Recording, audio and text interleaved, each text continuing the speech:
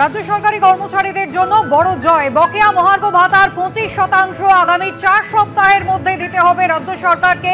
সর্বোচ্চ আদালত এমনটাই নির্দেশ দিয়েছে। 2009 এর রোপা অনুযায়ী রাজ্য সরকারি কর্মচারীদের বকেয়া মহার্ঘ ভাতার 25% আগামী 4 সপ্তাহের মধ্যেই মিটিয়ে দিতে হবে, এমনটাই আজকে নির্দেশ দিল সর্বোচ্চ আদালত। হ্যালো বন্ধুরা, আমাদের চ্যানেলে আপনাদের স্বাগতম। আর এই চ্যানেলে আমাদের ভিডিও যারা প্রথমবার দেখছেন তাদেরকে অসংখ্য ধন্যবাদ। বন্ধুরা, এই মুহূর্তে একটি দুর্দান্ত এবং গুরুত্বপূর্ণ আপডেট পাওয়া যাচ্ছে। সেটা হলো বকেয়া 25% দিয়ে মিটিয়ে দিতে তোড়জোড় শুরু করেছে রাজ্যের। তবে মূল ভিডিওতে যাওয়ার আগে আপনাদের যেটা করতে হবে, আমাদের ভিডিওটি ভালো লাগলে আমাদের চ্যানেলটিকে অবশ্যই সাবস্ক্রাইব করবে, ভিডিওটি লাইক করতে একদম ভুলবে না, আর কমেন্ট করে জানাবে তোমাদের কেমন লাগলো, আর সব বন্ধুদের সাথে আমাদের ভিডিওটি অনেক বেশি করে শেয়ার করবে। তবে চলুন বেশি কথা না বাড়িয়ে আমাদের ভিডিওটা শুরু করা যাক। বকেয়া 25% দিয়ে মিটিয়ে দিতে তোড়জোড় শুরু রাজ্যের। দপ্তরে জানতে চাই তথ্য। সুপ্রিম কোর্টের নির্দেশ মতো কি 6 সপ্তাহের মধ্যে রাজ্য সরকারি কর্মচারীদের বকেয়া মহার্ঘ ভাতার 25% মিটিয়ে দেওয়ার তোড়জোড় শুরু করল পশ্চিমবঙ্গ সরকার।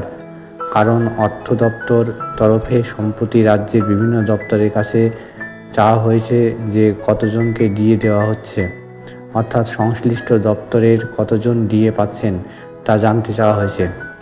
আর ডিএ প্রাপকের যে সংখ্যা জানতে বলা হয়েছে সেই তালিকায় রাজ্যের বিভিন্ন দপ্তরের সরকারি কর্মচারীদের পাশাপাশি অবসরপ্রাপ্ত কর্মচারীদের নামও রাখতে হবে।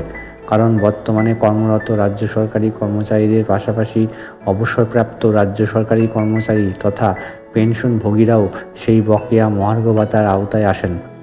তাদেরও বকেয়া মেটাতে হবে রাজ্য সরকারকে।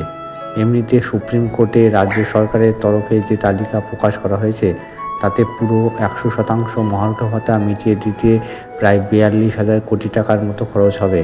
আর যেহেতু আপাতত বকেয়া ডিএর 25% মিটিয়ে দিতে বলেছে সুপ্রিম কোর্ট, তাই এখন রাজ্য সরকারের কোষাগার থেকে 10,000 কোটি টাকার বেশি খরচ হবে বলে মনে করছে সংশ্লিষ্ট মহল।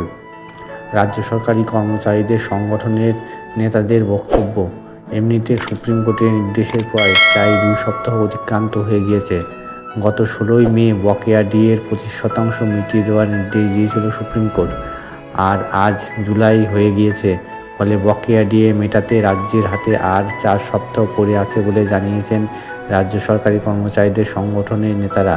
যদিও বিষয়টি নিয়ে রাজ্যের তরফে কোনো মন্তব্য করা হয়নি। তারই মধ্যে শাসক দল তৃণমূল কংগ্রেসের সমর্থিত রাজ্য সরকারি কর্মচারীদের সংগঠন রাজ্য সরকারি কর্মচারী ফেডারেশন নেতাদের বক্তব্য, মুখ্যমন্ত্রী মমতা বন্দ্যোপাধ্যায়ের উপরে পুরোপুরি আস্থা আছে। সুপ্রিম কোর্ট যে নির্দেশ দিয়েছে সেটা মেনেই রাজ্য সরকার চলবে। আর রাজ্য সরকারি কর্মচারীদের বকেয়া ডিএর 25% মিটিয়ে দেবে বলে আশা প্রকাশ করেছে রাজ্য সরকারি কর্মচারী ফেডারেশনের নেতারা। আদালতের নির্দেশ সত্ত্বেও ডিএ দেয়নি রাজ্য সরকার। আদালত অবমাননার মামলা দায়ের করার প্রস্তুতি শুরু কর্মচারী সংগঠনের। সরকারি কর্মচারী সংগঠন চাইছে সুপ্রিম কোর্ট খোলার পর 14ই জুলাই এই মামলার শুনানি হোক, কিন্তু সব কিছুই নির্ভর করছে আদালত এবং বিচারপতিদের সূচির উপর। আগামী আগস্ট মাসের 4 তারিখে ডিএ সংক্রান্ত মূল মামলা শুনানি রয়েছে। শীর্ষ আদালতের নির্দেশ মেনে 25% ডিএ দেয়নি রাজ্য সরকার। এই অভিযোগে রাজ্য সরকারের বিরুদ্ধে সুপ্রিম কোর্টে আদালত অবমাননার মামলা করার প্রস্তুতি শুরু করে দিল সরকারি কর্মচারী সংগঠন federation of state government employees. গত 16ই মে অন্তর্বর্তী নির্দেশে সুপ্রিম কোর্ট বলে 6 সপ্তাহের মধ্যে বকেয়া ডিএর অন্তত 25% মিটিয়ে দিতে হবে রাজ্য সরকারকে। সময়সীমা পেরোনোর পর রাজ্য সরকার শীর্ষ আদালতে জানায় তাদের এখন আর্থিক সংকট রয়েছে, তাই বকেয়া ডিএর 25% মেটানোর জন্য আরও সময় প্রয়োজন। সুপ্রিম কোর্টের অন্তর্বর্তী নির্দেশ পুনর্বিবেচনারও আর্জি জানায় নবান্ন। রাজ্য সরকারের তরফে সুপ্রিম কোর্টকে জানানো হয়েছে তারা বকেয়া ডিএর 25% সরাসরি আদালতের তহবিলে জমা দিতে প্রস্তুত। 16ই মে আদালতের নির্দেশের পর ডিএ প্রসঙ্গে কোনো উচ্চবাচ্য করেনি রাজ্য সরকার, তাই সরকারি কর্মচারী মহলে সন্দেহ দানা বাঁধছিল সেই আশঙ্কা সত্যি করে শুক্রবার জানা যায় শীর্ষ আদালতে ডিএ সংক্রান্ত রায় পুনর্বিবেচনার জন্য আবেদন করেছে রাজ্য সরকার। প্রসঙ্গত 16 মে সুপ্রিম কোর্ট ডিএ সংক্রান্ত মামলার নির্দেশ দিয়েছিল 2009 থেকে 2019 সালের মধ্যে রূপার অধীনে থাকা রাজ্য সরকারি কর্মচারী এবং অবসরপ্রাপ্ত সরকারি কর্মীদের যে পরিমাণ বকেয়া রয়েছে তার 25% রাজ্য সরকারকে মিটিয়ে দিতে হবে আগামী 6 সপ্তাহের মধ্যে। সেই সময়সীমা শেষ হয়েছে 27 জুন শুক্রবার। সময়সীমা শেষ হওয়ার পরেই শুক্রবার গভীর রাতে মুখ্য সচিব মনোজ পন্তকে একটি ইমেল পাঠায় federation of state government employees.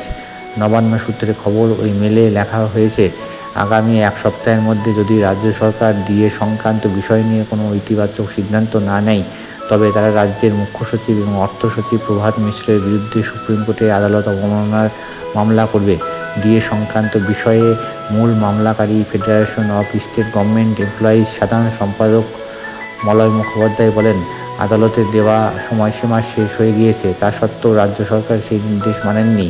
তাই নিয়ম অনুযায়ী আমরা ডিএ মিটিয়ে দেওয়ার জন্য রাজ্য সরকারকে আরও 7 দিন সময় দিয়েছিলাম। কিন্তু ইমেলটি পাঠানোর পর রাজ্য সরকারের তরফে কোনো সদুত্তর না পেয়েই আমরা আগামী সপ্তাহের শুরুতেই সুপ্রিম কোর্টে রাজ্য সরকারের বিরুদ্ধে আদালত অবমাননার মামলা দায়ের করব। আমরা সেই প্রস্তুতি শুরু করে দিয়েছি। আজকের পর্বটা এখানে শেষ করছি। আপনাদের মতামত অবশ্যই কমেন্টের মাধ্যমে জানাবেন। Thank you for watching our video.